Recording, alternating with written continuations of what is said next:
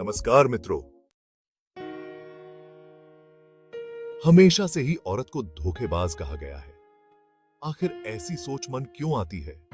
और कहावतें यह भी कहती हैं कि एक औरत मौका परस्त होती है और औरत का मन भर जाए तब भी अपने अपने पति से भी बोलेगी, जबकि सीधे सीधे बोलकर बातचीत की जा सकती है, किंतु औरत को आज तक कौन ही समझ पाए। आइए जानते हैं कि एक औरत कब धोखा देगी। रोहन और सुमन की जुबानी। रोहन और सुमन की शादी को 10 साल हो चुके थे। वे एक मिडिल क्लास परिवार से थे, जहां रोहन एक निजी कंपनी में नौकरी करता था और सुमन गृहिणी थी।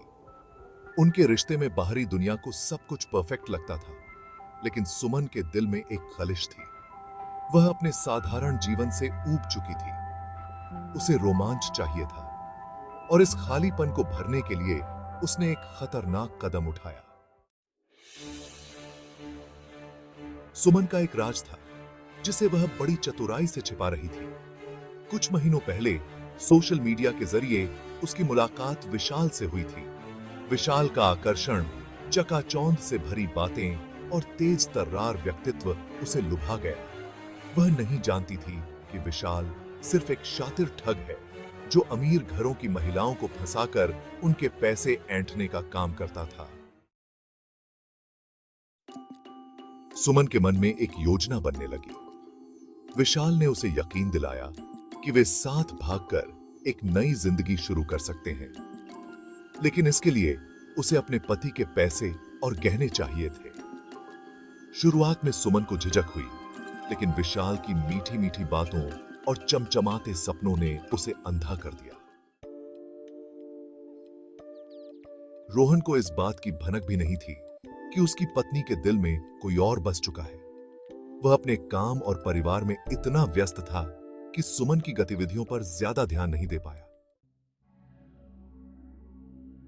एक रात सुमन ने रोहन से कहा कि उसकी तबीयत खराब है और वह जल्दी सोने जा रही है। रोहन उसे आराम करने की सलाह देकर अपने ऑफिस के काम में लग गया। जैसे ही रोहन गहरी नींद में गया, सुमन ने अपनी योजना को अंजाम देने की तैयारी शुरू की।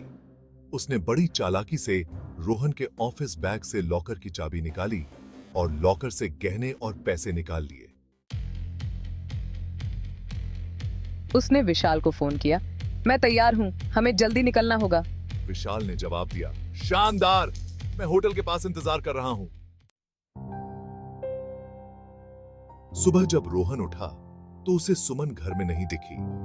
उसने सोचा कि शायद वह बाजार गई होगी, लेकिन जब उसने लॉकर देखा तो उसके होश उड़ गए। लॉकर खाली था। उसे सुमन पर शक हुआ, लेकिन उसका दिमाग यह मानने को तैयार नहीं था कि उसकी पत्नी उसे धोखा दे सकती है। तभी उसे अपने दोस्त अजय का फोन आया। रोहन, मैंने तुम्हारी पत्नी को किसी आदमी के साथ देखा। वह एक कार में बैठ रही है। सब कुछ ठीक है ना? यह सुनकर रोहन का शक पक्का हो गया। उसने तुरंत पुलिस में शिकायत दर्ज कराई और अपने एक जासूसी एजेंसी से संपर्क किया।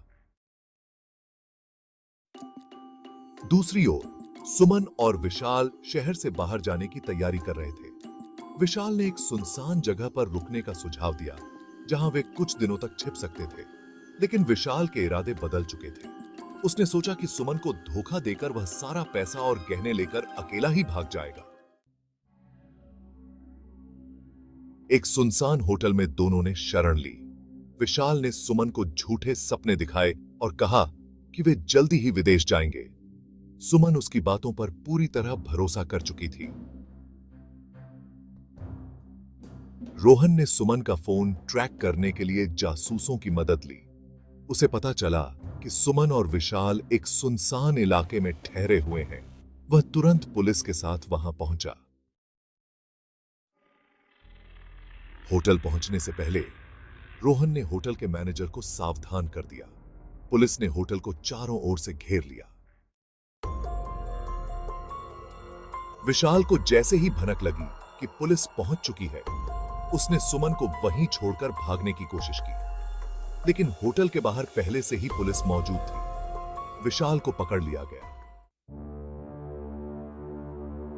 सुमन, जो विशाल के इरादों से अनजान थी, रोहन को सामने देखकर हैरान रह गई। उसने माफी मांगने की कोशिश की, लेकिन रोहन के चेहरे पर गुस्सा और निराशा साफ दिख रही थी। विशाल ने पुलिस के सामने सब कुछ कबूल कर लिया। उसने बताया कि वह कई महिलाओं को इसी तरह फंसा चुका है। सुमन को उसके किए की सजा मिली। रोहन ने तलाक का फैसला किया और अपनी जिंदगी नए सिरे से शुरू की। सुमन ने खुद को पूरी तरह से बर्बाद कर लिया था। इस कहानी का संदेश साफ है, धोखा और लालच का अंत हमेशा बुरा होता है। सच्चाई कभी छिप नहीं सकती और गलत रास्ता अंततः विनाश की ओर ले जाता है। इसलिए कहते हैं, किसी पर भी भरोसा करना इतना आसान नहीं होता है। धन्यवाद दोस्तों।